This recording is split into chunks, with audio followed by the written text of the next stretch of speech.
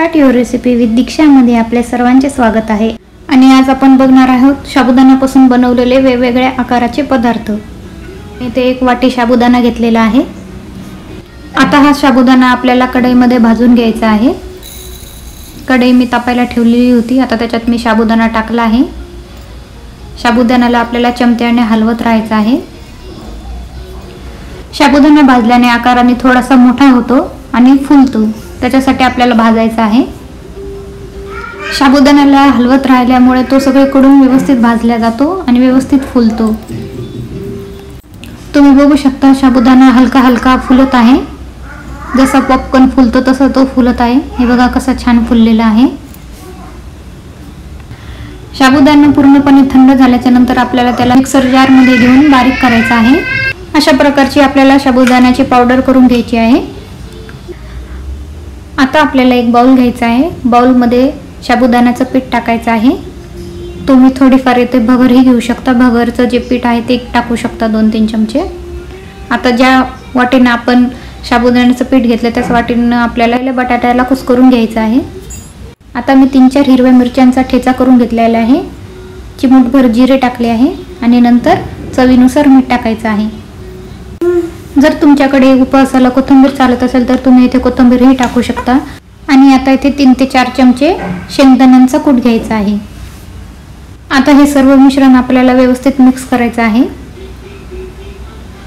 जर हवं असल्यास तर तुम्ही थोडंसं पाणी इथे तुम्ही टाकू शकता, पण 1 वाटी साबुदाण्याचं पीठ आणि 1 वाटी उकडलेला बटाटा जर आपण घेतला तर पाण्याची गरज लागत नाही, थोडंफार हलकं फार घेऊ शकता तुम्ही। अशा प्रकारे आपल्याला पीठ व्यवस्थित एकजीव करून घ्यायचं आहे। सगळं मिश्रण एकत्रित एकजीव झालेलं आहे। आता आपण एक प्लेट घेऊ शकतो किंवा तुम्ही कोलपाटही घेऊ शकता। त्यावर आपल्याला थोडंसं तेल टाकायचं आहे आणि हाताने पसरून घ्यायचं आहे। आता जे आपण साबुदाण्याचं पीठ बनवलेलं आहे ते घ्यायचं आहे आणि हाताने त्याला व्यवस्थित दाबून गोल करून हाताने थोडंसं प्रेस करायचं आहे। अशा पद्धतीने प्रेस करायचं आहे। हाताच्या तळव्याने आपल्याला दाबत दाबत जायचं आहे आणि जिथे कुठे चिरले आहे तिथे दुसऱ्या हाताने दाबून घ्यायचं आहे। आपण जे साबुदाण्याचं मिक्स पीठ बनवलेलं आहे ते प्लेटला किंवा पोळपाटला चिकटवू नये म्हणून आपण त्याला तेल लावलेलं आहे। व्यवस्थित सगळं गोल करून झाल्याच्या नंतर आपल्याला बेलण्याच्या साहाय्याने हलकं हलकं गोल करून घ्यायचं आहे। जास्त आपल्याला पातळही करायचं नाही आणि जाडही करायचं नाहीये। प्लेट जर अशी सरकत असेल तर तुम्ही प्लेटला गोल गोल फिरवू शकता किंवा खाली प्लेटच्या खाली कापड ठेवू शकता।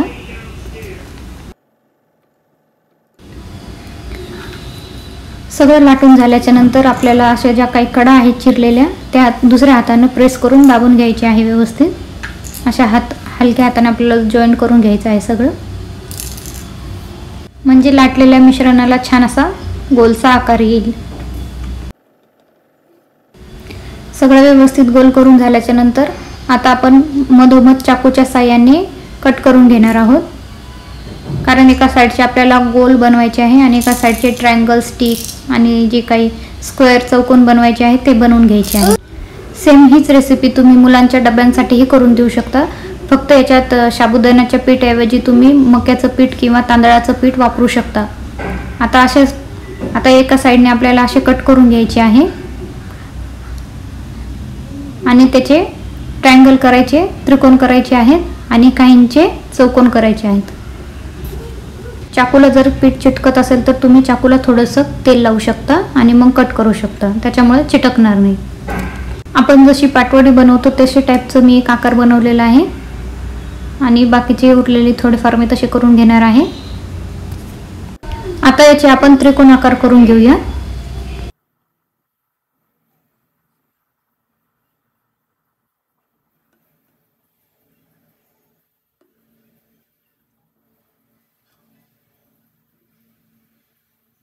त्रिकोण झाल्याच्या नंतर मी आता सर्कल करणार आहे, गोल बनवून घेणार आहे। तुमच्याकडे जर असे छोटंसं झाकण असेल तर तुम्ही त्याच्या साहाय्याने करू शकता।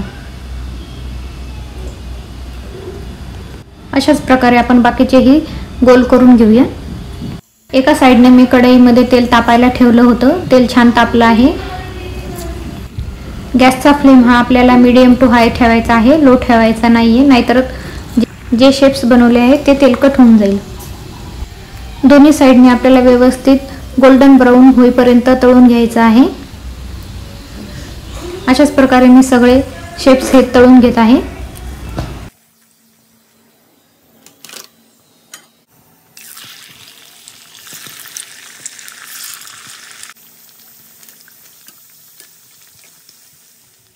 अशा प्रकारे सर्व आपले आकार तळून झालेले आहेत। किती सुंदर छान दिसत आहेत। गोल्डन ब्राऊन होईपर्यंत मी तळले होते। तुम्ही ही रेसिपी कशी वाटली नक्की कमेंट सेक्शनमध्ये नक्की सांगा। चॅनलला सबस्क्राईब केले नसेल तर नक्की करा। Thank you. Start your recipe with दीक्षामध्ये आपल्या सर्वांचे स्वागत आहे। आज आपण साबुदाण्याचे थालीपीठ बघणार आहे आणि वेगवेगळ्या पद्धतीचे थालीपीठ बघणार आहे। व्हिडिओ पूर्ण बघा। प्रत्येक गोष्ट ही स्टेप बाय स्टेप सांगितलेली आहे की थालीपीठ हे तुटू नये म्हणून, चिरू नये म्हणून आणि टाकताना कसे टाकावेत, तळताना कसे तळावेत ही प्रत्येक गोष्ट मी व्हिडिओद्वारे सांगितलेली आहे। तर व्हिडिओ हा शेवटपर्यंत बघा। साबुदाणा कसा भिजू घालायचा हे आज आपण बघणार आहोत। मी 1 वाटी साबुदाणा स्वच्छ पाण्याने 2 वेळा धुवून घेतलेले आहे, कारण की साबुदाणा खराब होऊ नये म्हणून त्याला पावडर लावलेली राहते आणि ते चांगले राहत नाही। एका पातेल्यात आपण साबुदाणा घेऊया। साबुदाण्याच्या थोडं वरती पाणी टाकायचं आहे। जास्त पाणी टाकल्यास तो चिकट होऊ शकतो। आपल्याला एकदम सुटसुटीत आणि मोकळा साबुदाणा करायचा आहे, त्यामुळे आपण पाणी कमी टाकणार आहोत। आता आपण हा साबुदाणा सकाळपर्यंत झाकून ठेवूया। साबुदाणा छान फुललेला आहे। एक एक दाणे असे दिसत आहेत आपल्याला मोकळे मोकळे। अशा पद्धतीने तुम्ही जर भिजू घातला तर नक्कीच खूप छान पद्धतीने साबुदाणा भिजू शकतो।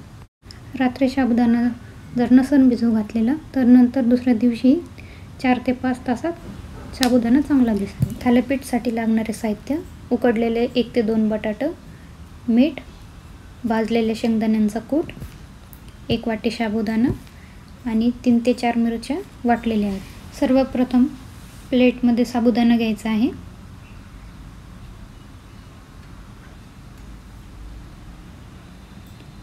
त्यात भाजलेल्या शेंगदाण्यांचा कूट टाकायचा आहे।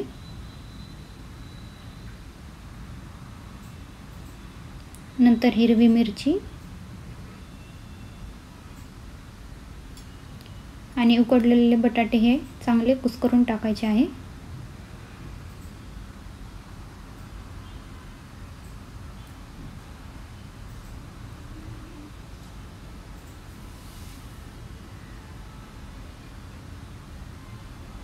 बटाटे चांगले बारीक करायचे, म्हणजे बाइंडिंग करताना ते चांगले चिपकतील।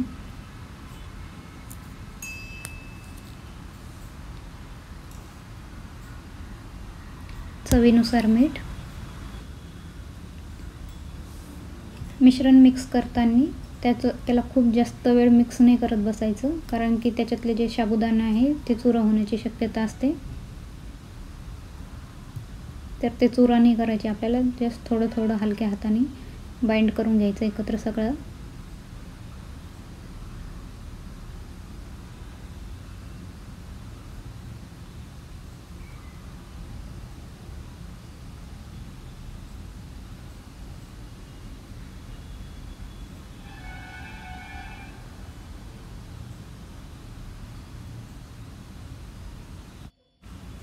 यात थोडं 2 ते 3 चमचे पाणी टाकायचे आहे, त्यामुळे मिश्रण चांगले एकजीव होईल।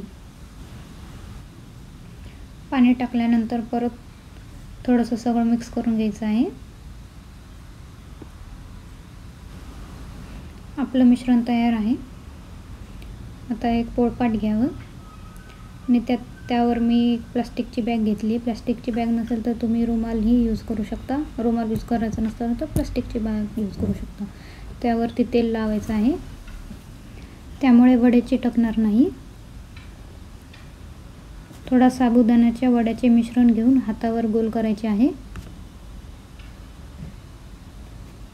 व हाताच्या तळव्याला सुद्धा थोडंसं तेल लावायचं आहे।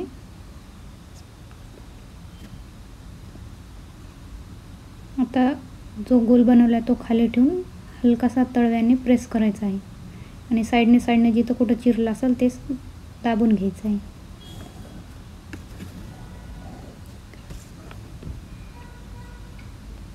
हाताला जर ते मिश्रण चिकटत असेल तर तुम्ही तेल किंवा पाणी लावू शकता. थालीपीठ बनवण्याची ही एक पद्धत आहे.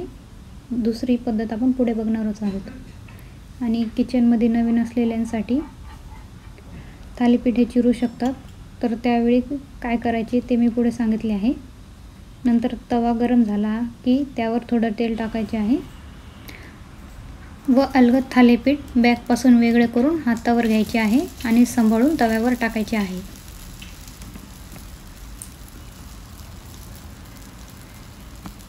दोन्ही साईडनं 3 ते 4 मिनिटे साबुदाणा थालीपीठ भाजून घ्यायचे आहे.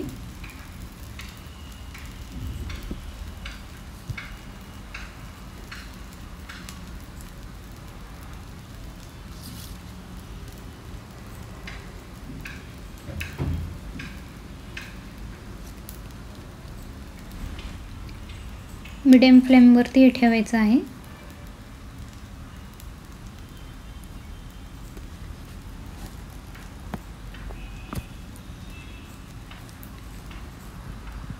आता येथे साबुदाणा थालीपीठ पलटताना तुटू शकतो, तर त्यावेळी काय करायचे तेही मी पुढे सांगितले आहे.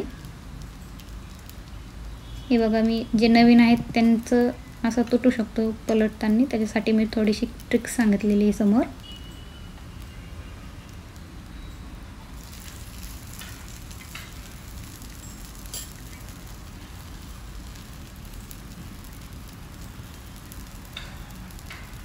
तर ट्रिक्स अशी आहे की मिश्रणामध्ये थोडं अजून पाणी मिक्स केलं की ते अजून मिश्रण एकजीव होते. म्हणजे जास्त नाही टाकायचं, थोडंसं टाकायचं, त्यामुळे थालीपीठ पसरवताना ते चिरत नाही.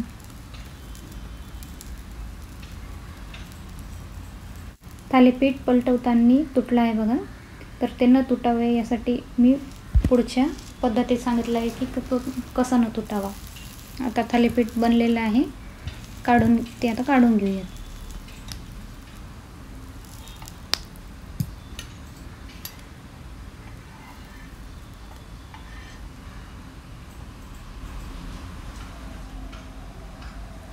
दुसरी पद्धत अशी आहे की रुमालावर किंवा प्लास्टिक बॅगवर न करता तुम्ही मिश्रणाचा गोळा हातावरतीच घेऊन हातावरतीच थोडासा प्रेस करायचा आहे.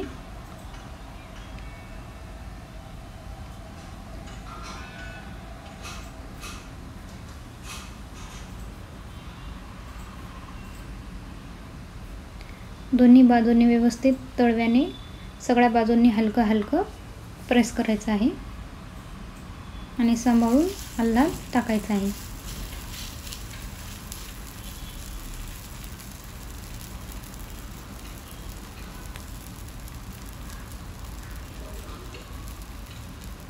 दोन ते 3 मिनिटं मीडियम फ्लेमवर ठेवायचं आहे.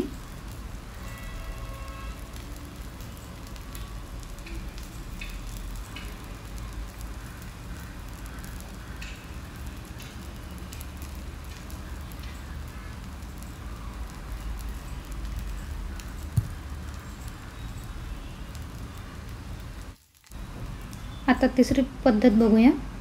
तुम्ही डिरेक्ट तव्यावर थालीपीठ टाकू शकता. तव्यावरती तेल लावायचं आहे आणि असा डिरेक्ट हातावर घेऊन असा डिरेक्ट तव्यावरती टाकून प्रेस करायचा आहे. ज्यांना सवय आहे त्यांनीच हा करावा, जे नवीन आहे त्यांनी करू नका, कारण हात भाजण्याची शक्यता असते. जे नवीन आहेत त्यांनी आधीच्या 2 पद्धती वापराव्यात.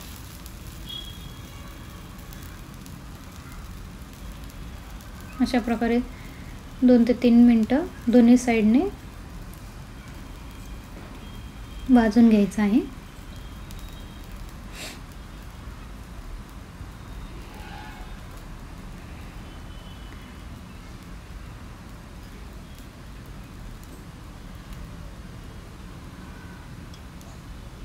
थालीपीठ पलटताना आणि तयार झाल्यानंतर काढताना चमच्याचा वापर करावा, जेणेकरून थालीपीठ तुटणार नाही.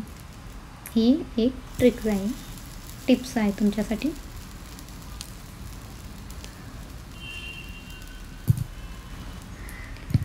मस्त सोनेरी रंग आलेला आहे थालीपीठाला.